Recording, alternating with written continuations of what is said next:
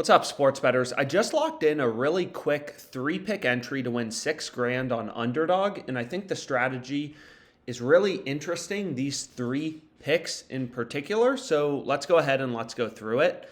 So the first one I mentioned is right here, right? Raheem under 2 receptions on Underdog Fantasy. So this is why you want multiple sportsbook accounts as well. You can see Raheem, if we go right here to receptions, his line's at 1.5. And if we head over to Underdog Fantasy, we're going to see his line is at 2. Right? That's a big jump, 1.5 to 2. We're not talking 220.5 to 221 in an NBA point total. Like, the probability Raheem gets exactly 2 receptions is probably 20, 25, 30%. And we're going to be pushing betting the under 2, whereas anyone else who has the under 1.5 is going to lose. So that's the first pick with value I found. And I use this screen. I basically just I follow the line movements, which you can see right here in green and red.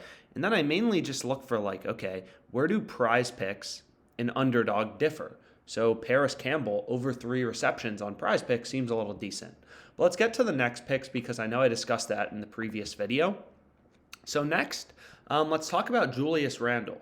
His line is 4 on Underdog. You can see lines are still moving. His line is 3.5 on all the sports books. So what's interesting, right, is if we go back here, is you can see FanDuel. They offer these alternate lines. They kind of have like a mainline assist market. So you can see the over is slightly favored.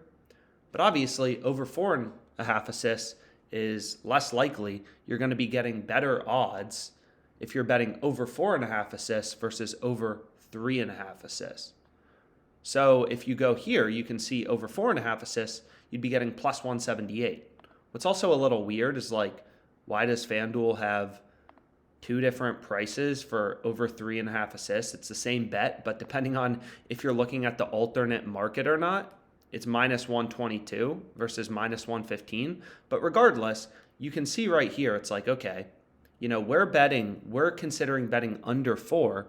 So FanDuel, kind of looking at their under 3.5 and their under 4.5, well, it would be in the middle, right? It would be roughly in the middle. Maybe minus 170 is what they would have the under 4 if they offered round numbers. They only offer 3.5, 4.5 because they don't want pushes, right? When there's a push, the books don't make the vig. So most books don't offer that, but on these fantasy sites, they do. So you can see here, 3.5 versus 4.5, the midpoint, whatever, roughly minus 170, if you took kind of the midpoint here.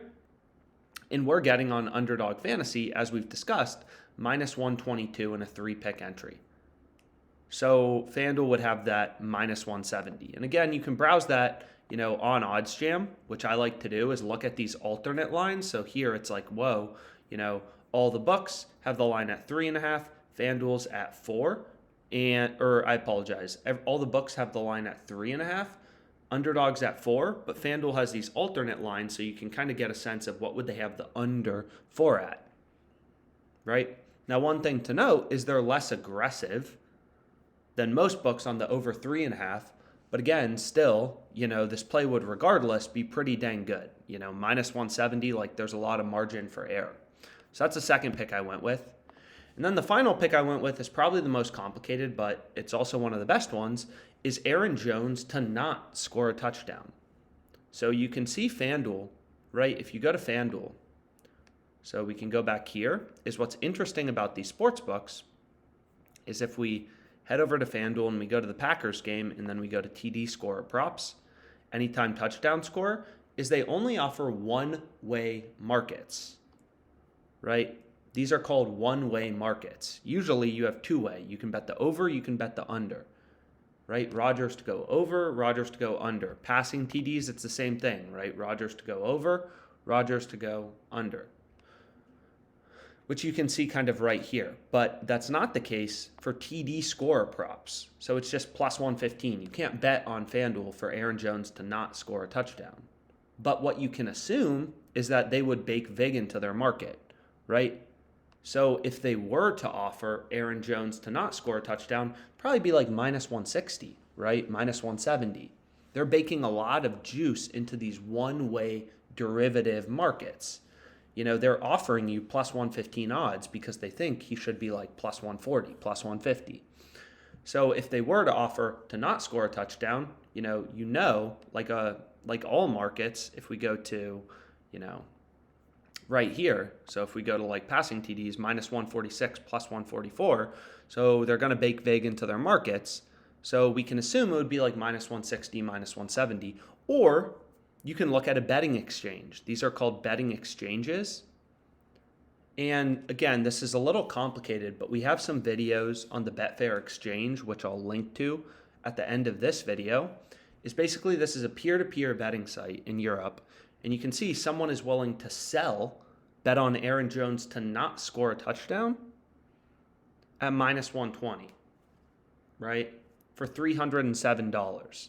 So this is peer-to-peer betting. So this is kind of like, you can see the market here would be Aaron Jones to score a touchdown plus 120, to not score a touchdown minus 162, and someone's willing to let you bet more on him to not score a touchdown, or someone wants to bet more on him to not score a touchdown.